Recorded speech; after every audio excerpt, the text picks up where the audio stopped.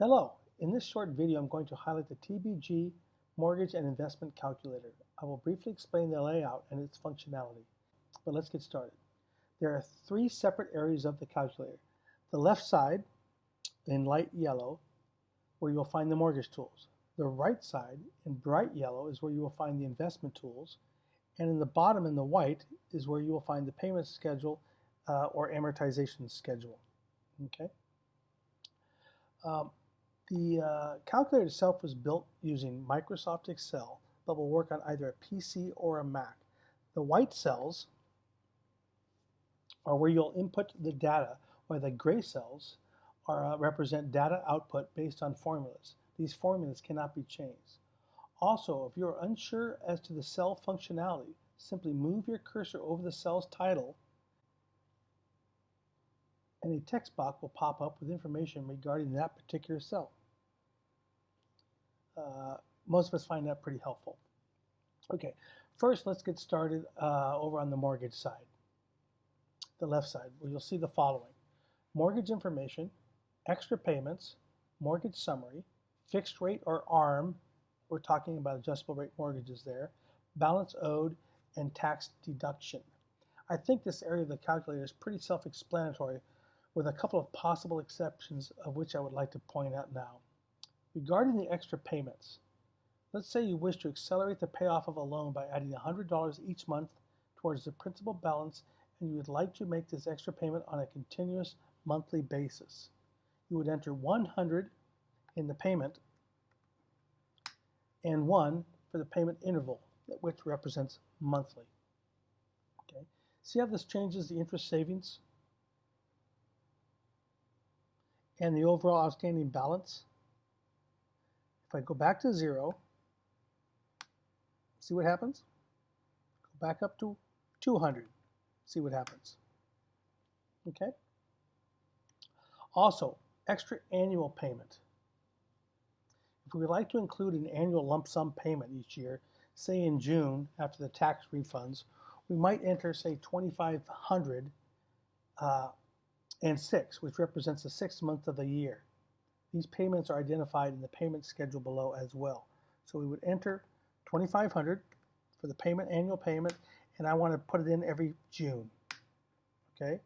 Again, the payoff changes, interest savings. If we look at the payment schedule, you'll see where we made $200 a month. We added the $2,500 lump sum. We can go back just to lump sums. Okay, I think that's fairly clear. Okay, now let's go back over to the, the tax deduction. Let's talk about the tax deduction real quick. This is a useful tool for buy and hold investors. It provides a look at the effective cost of a loan after tax advantages as it may pertain to your particular investment situation. Okay, so let's say you're in a 28% tax bracket. You had a loan for 6% on a particular property. That effective interest rate might actually be 4.32. Talk to your CPA regarding that. Okay. Now let's move over to the right side, the investor side, where we will find cash on cash return, cost of loan, deal or no deal, and a Mayo calculator. The Mayo stands for maximum allowable offer. Okay. But we want to start with the deal or no deal first. And let's make the assumption in this example that you are a fix and flipper. So let's input some data. Let's say someone's offering you a property for $130,000. And you think after the property's fixed up, it's going to be worth $200,000. Or at least this is what they've told you, or you've done your own research.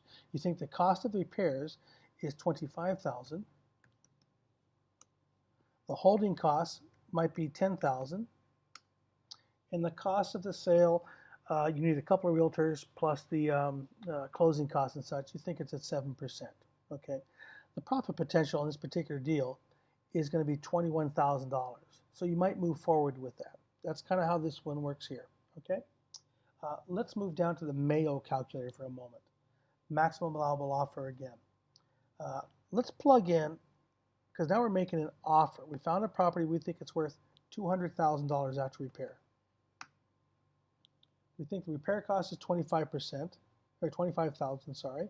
The cost of the sale is still going to cost you 7%. We think the holding cost is 10,000, and we think that the profit we're chasing on this thing is 20,000.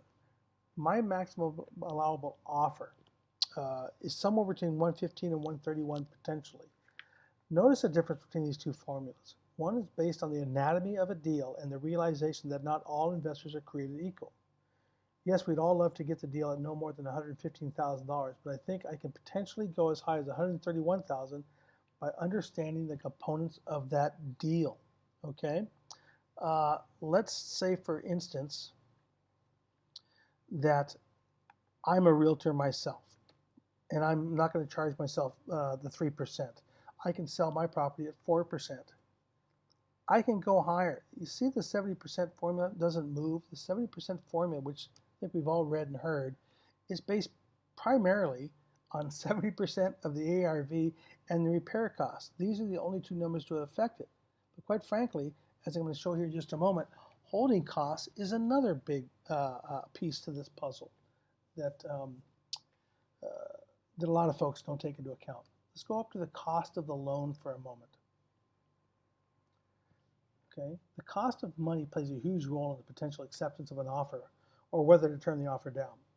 Especially if you're a wholesaler, you understand this early on, that not all your deals fit all your buyers. The wholesaler with the biggest buyers list usually wins. Let's say that let's say you're trying to do this deal here. You've got 130 is the asking, plus 25, you need $155,000. Let's say you go borrow hard money and you're brand new. $155,000 is what you need. And you go to your local hard money person who charges you 4 points and let's say 14% interest. For 6 months to do your first fix and flip, that's $17,000. Plus electric, gas, snow removal, lawn mowing, things like that. I might plug into my holding cost down here, I don't know, 19 to 20,000. Let's just call it 19,000 for a moment. It just blew up that deal. So then you look at it as a new investor and go, well, that's a lousy deal. Okay, so let's say I've done a few fix and flips. I've now managed to raise private money. The private money I raise is at 0 points and 10%. My loan cost me about 8,000, so I'm going to go back to that 10,000 mark. I'll take that deal. Okay, let's look at the cash on cash return for a moment. It's built for landlords primarily. So let's say you find a property that you can purchase for $150,000. It will need $20,000 in repairs, but will be worth about $200,000 upon completion of the repairs. It will then rent for $1,600 per month. Typically, it might look like this. The bank lends an investor 75% of the purchase price.